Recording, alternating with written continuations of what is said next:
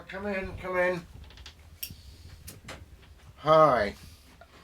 You can see George has made himself at home. It's going again. If you'd like to do come in and sit down. Well, now, I'll just start this one up. Nothing wrong with the zipper for some reason. Something of a flamethrower, but there we go. Now, remember last time I read you the little sort of prelude invocation about writing my Arthur poem, and made me realise we should get back to the telling of the tale so far. Now, my first cycle of ballads is really about the coming of Galahad, and as a consequence of Galahad's coming, then the coming of the first vision of the Holy Grail in Arthur's court, and then the beginning of the Grail quest. And I've been telling it in stages. You've had 4 of them so far. We had the childhood of Galahad, and then we had his being knighted, and then we had the mysterious arrival of the floating block of stone at Camelot with the sword, and people not being able to draw it. And then we had Galahad himself arriving, being led in by the old hermit, Nasian the hermit. And then Arthur suddenly realising, perhaps it's Galahad who can pull the sword from the stone. And that's sort of where we ended last time. You may remember that the Lancelot, after Galahad had pulled out the stone,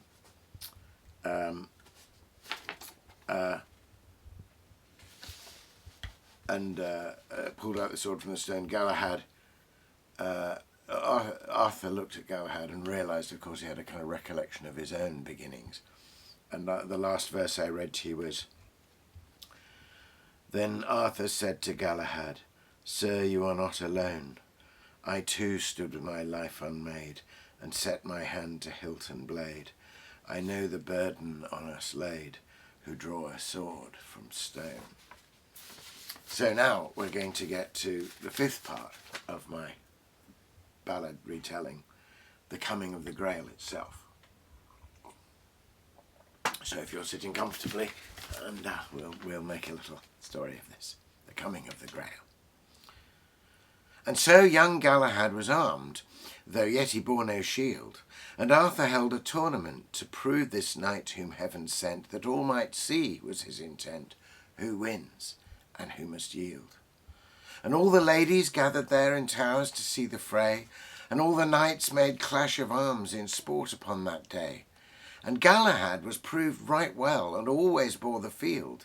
He was a marvel, fierce and fey, to all who saw him in his day. He was the foremost in the fray, the knight without a shield.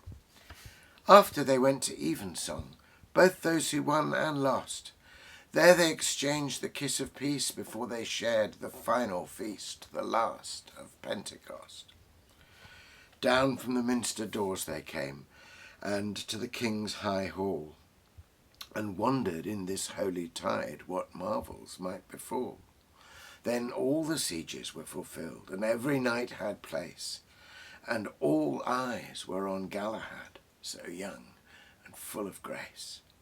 And Guinevere took up the cup, and pledged his prowess there, and loved him for his father's line, that in his features seemed to shine, but holier and half divine, so young and fresh and fair. Then, suddenly, a cracking sound, a crying in the air, a lightning flash and thunder crash smote them to silence there. Again the doors and windows shut, again the strange light grew, a beam of light 7 times more bright than day when sky is blue. Over the head of every knight they saw a tongue of flame alight, and as they gazed around in awe, it seemed that each the other saw more fair and comely than before, as though in heaven's light. And as they gazed in silent awe, it seemed they knew not whence, a goodly fragrance filled the room and ravished every sense. Then, lo, within the beam of light, all covered in a veil of white, almost too pure for mortal sight, the Holy Grail appeared. They sensed a sacred presence near, but only one knight saw it clear in reverence and godly fear before it disappeared. And in that moment sudden joy came full upon them all, and lo, they found the table filled with such good food as each one willed, and heaven's music flowed and thrilled and echoed through the hall. Then Arthur rose and spoke for all. Now thanks be unto him, who by his heart's blood paid the cost, and hung on rude to save the lost, for all his grace this Pentecost, all thanks be unto him. Then up and spake Sir Gawain bold, a rash man in his vows. Though we have seen great marvels here, and tasted of a banquet rare, and glimpsed the heaven's light so clear as far as heaven allows, yet something we were still denied, and in one thing we fail. The Holy Grail was covered o'er and veiled the little that we saw, for though we gazed in fear and awe, we did not see the Grail. Wherefore I will make here a vow, that on the morrow morn I will set out soon as I may, to seek the Grail without delay, to seek for 12 months and a day. I leave by light of dawn. It may be that I will not speed, but I will take no rest until I find the holy way, and see uncovered, if I may, the wonder we but glimpsed this day. Who joins me in this quest?